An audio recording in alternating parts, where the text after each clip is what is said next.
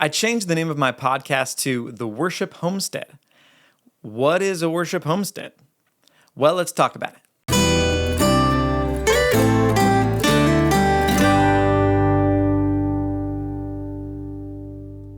Hello, everyone. Welcome to Blueprint Sounds. My name is Nathan Smith. Thanks for joining me. Today, I want to talk about the worship homestead and why I'm calling my podcast The Worship Homestead.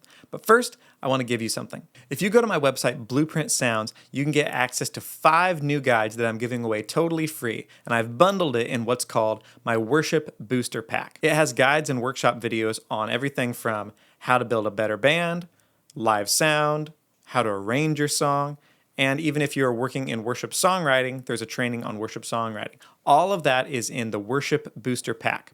So you can find that on my website, or you can click on the link nearby, blueprintsounds.com/worship booster pack, all one word.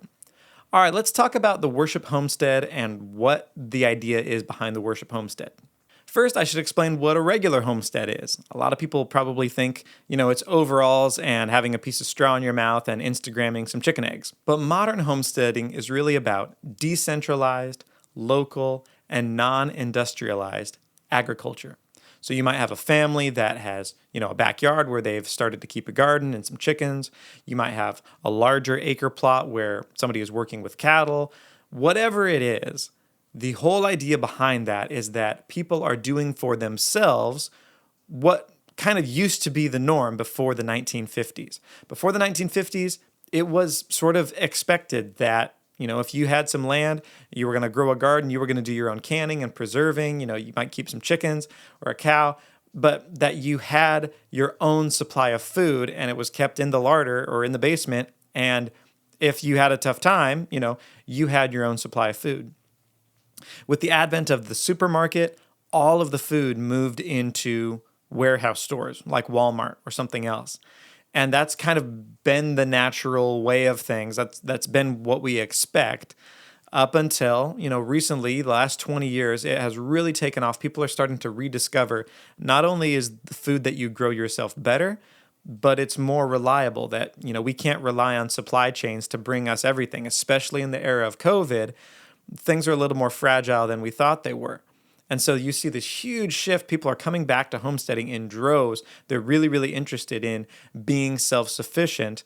Then there's all sorts of reasons. It could be, maybe they want more organic produce than what they can get at the store. Maybe they're worried about supply chains. Maybe they're just not so happy about living in the city anymore, and they want that lifestyle that the country brings. Whatever the reason, that's what a homestead provides, is agriculture that you're close to, that you're accountable to, that you're working your own land and being self-sufficient. So what is a worship homestead? A worship homestead has a lot of that same ethos, but in the context of church. So over the last century, we saw huge churches come onto the scene. It was the rise of the megachurch. It was all about the vision of the leader and everybody else coming underneath the headship of that leader, helping build the organization. And that's sort of how we measured success. Well, within the last 20 years, there has been a mass exodus from the institutional church. And some people have left for good. Some people are no longer part of the faith, but not everybody. Quite a few of those people have, for whatever reason, moved away from the institutional church, but they still love the Lord and they still love the church, but they've sort of hit on this other idea that maybe the institutional church is not the only expression of the church. So they've done things like Bible studies, worship nights, house churches, home groups, and some of this might be in addition to the church that they go to on Sunday morning. Some of it might be instead of. There's all sorts of expressions, but they're small, and there's a couple of things that are hallmarks of what I call worship homesteads. The first characteristic of a worship homestead is that it's decentralized, right? In the last century, it was all about make it bigger, get a bigger building, have a bigger vision, have a bigger network, whatever it was. That's how you measured success. The first thing pastors, eventually, they would get around to asking each other, oh, what are your numbers right now? How many services? What are you up to? But the worship homestead movement is decentralized, right? There are 10 people meeting together at this home. There are 15 people over here. There are 20 people in that suburb. They're all over the place. And there's not this overarching leader. There's not one leader that's bringing everybody together. It's very much grassroots. People are just joining together to pray, to worship, to eat together, to seek the Lord, to read the Bible, whatever it is. There's so many different expressions of it, but it's decentralized. That's the first thing. The next thing is that the worship homestead is specialized. So from place to place and little group to little group, there's a fingerprint on that group. There's a design for each one of those groups. One group might emphasize the reading of the word. Another one might emphasize inner healing or deliverance or counseling. Another one might be more about declaration and prophecy. There's all sorts of expressions of what God is doing on the earth, and it's very specific to that group of people and the land that they're on. Just like a homestead. Every homestead has its own thing going. You might carry different produce, you might grow different things based upon what's going to work in your part of the country, what your land can accommodate and can't accommodate. Well, that's up to the homesteaders to decide what they're going to grow and what they're not going to grow and how they're going to grow it. It's the same thing with a small group.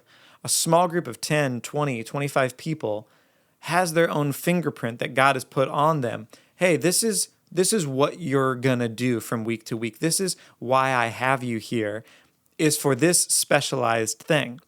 And that can happen more in a small group than can happen in a large church. The third thing is that people in a worship homestead hear from God for themselves.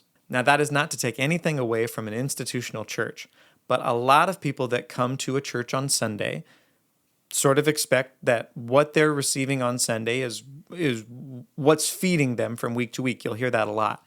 But in a homestead situation, there's not a lot of room to hide. Everyone is expected to bring with them what they've been learning about God that week. So whether it's listening to podcasts or watching videos or reading the word for themselves or talking with friends, there's this buzz throughout the week about what is the Lord telling us specifically. We want to hear from God for ourselves and not just receive from the pastor each week. There's an expectation that people who are part of a worship homestead are going to have their own relationship with God so that when they come together, strength meets strength. And the number 4 characteristic of a worship homestead is that people are nimble, right? It's really easy to turn on a dime when you have a group of 10 people. If the Lord lays on somebody's heart, hey, I think we need to pray about this for a while. Well, okay, that's not really hard because there wasn't much structure to worry about. 500 people, that's a little bit harder ship to turn.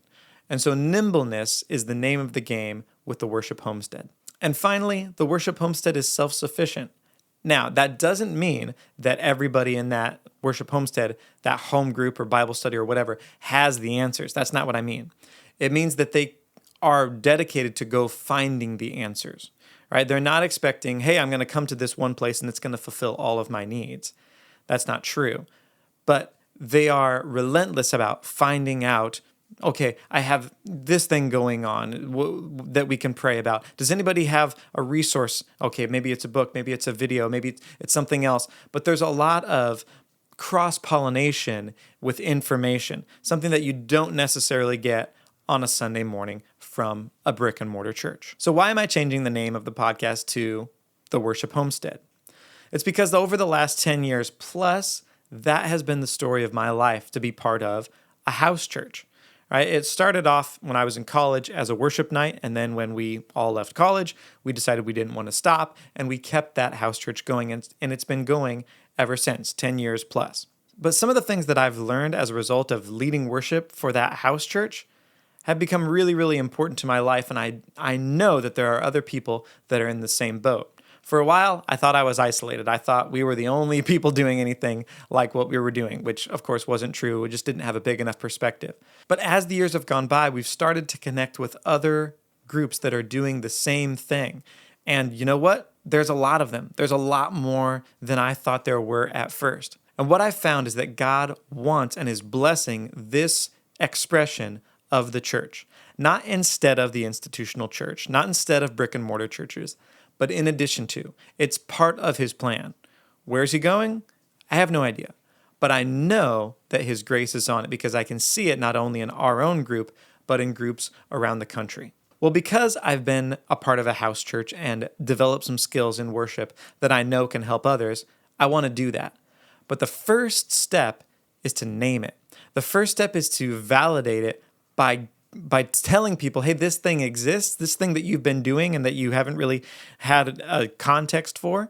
Well, let's give language to it. Let's talk about it, and let's say that it's good and God is behind it. That's the first step, is to validate it. So if you're listening to this or you're watching this and you've been part of a Bible study, a home group, a house church, any small expression like this that, you kind of been wondering, like, what was I doing? What are we up to? We know that it's right, but we don't know exactly what's going on. The first thing you need to know is that God validates it.